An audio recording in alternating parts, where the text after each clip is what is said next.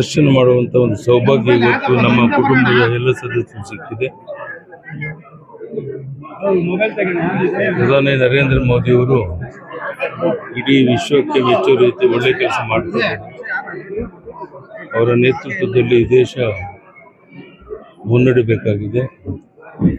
ಕರ್ನಾಟಕದಲ್ಲೂ ಸಹ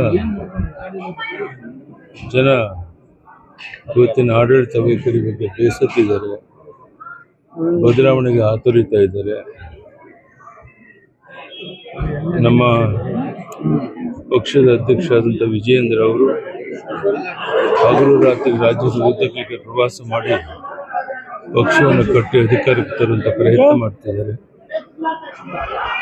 ಗಣಪತಿಯ ಒಂದು ಆಶೀರ್ವಾದದಿಂದ, ಜನರ ಆಶೀರ್ವಾದದಿಂದ ಅದು ಈಡೇರಲಿ ಅಂತೇಳಿ ಮತ್ತೊಮ್ಮೆ ದೇವರಲ್ಲಿ ಪ್ರಾರ್ಥನೆ ಮಾಡಿ. ಇವತ್ತಿನ ಭೇಟಿ ವಿಶೇಷ ಏನು ಸರ್? ಹಿಂದೆಂದೂ ಕಾಣದ ಭೀಕರ ಬರಗಾಲ, ಮಳೆ ಇಲ್ಲ, ಕೆರೆಕಟ್ಟೆಗಳು ನೀರಿಲ್ಲ, ಜಲಾಶಯಗಳು ನೀರಿಲ್ಲ, ಜನ ಸಂಕಷ್ಟದ ನರಳುತ್ತಾ ಇದ್ದಾರೆ. ಆ ವಿಘ್ನೇಶ್ವರನ ದಯೆಯಿಂದ ಇನ್ನಾದರೂ ಮಳೆ ಬೆಳೆಯಾಗಿ ಸಮೃದ್ಧಿಯಾಗಿ ಕೆರೆಕಟ್ಟೆಗಳು ತುಂಬಲಿ ಅಂತೇಳಿ ದೇವರಲ್ಲಿ ಪ್ರಾರ್ಥನೆ ಮಾಡ್ತೇನೆ. ಧನ್ಯವಾದ. ರಾಜ್ಯ ಸರ್ಕಾರ ಬರಗಾಲನ ಎದುರಿಸ್ತಾ ಇದೆಯಾ ಸರ್, ಅಥವಾ ಹೆಂಗೆ ವಿಫಲ? ಆ ಬಗ್ಗೆ ಯಾವುದೇ ಚಿಂತನೆ ಇದುವರೆಗೂ ಮಾಡಿಲ್ಲ. ಇವತ್ತೇನೋ ಮೀಟಿಂಗ್ ಮಾಡ್ತೀವಿ ಅಂತ ಹೇಳಿದ್ದಾರೆ, ಆದರೆ ಇದುವರೆಗೂ ಯಾವ ತ್ವರಿತಗತಿಯಲ್ಲಿ ಬರಗಾಲದ ಸಮಸ್ಯೆಯನ್ನು ಬಗೆಹರಿಸಿ ರೈತರ ಕಣ್ಣೀರನ್ನು ಒರೆಸಿ ಅವರು ನೆಮ್ಮದಿಯಿಂದ ಬದುಕಕ್ಕೆ ಬೇಕಾದ ವ್ಯವಸ್ಥೆ ಮಾಡೋಕ್ಕಾಗಿಲ್ಲ. ಎಲ್ಲ ಕಡೆ ಕುಡಿಯೋ ನೀರಿನ ಹಾಹಾಕಾರವು ಪ್ರಾರಂಭ ಆಗಿದೆ. ಇದ್ಯಾವುದಕ್ಕೂ ಈ ಸರ್ಕಾರ ಸ್ಪಂದಿಸ್ತಾ ಇಲ್ಲ. ಇನ್ನಾದರೂ ಅದಕ್ಕೆ ಸ್ಪಂದಿಸಲಿ ಅಂತ ಒತ್ತಾಯ ಮಾಡ್ತೇನೆ. ವಿರೋಧ ಪಕ್ಷವಾಗಿ ಬಿಜೆಪಿ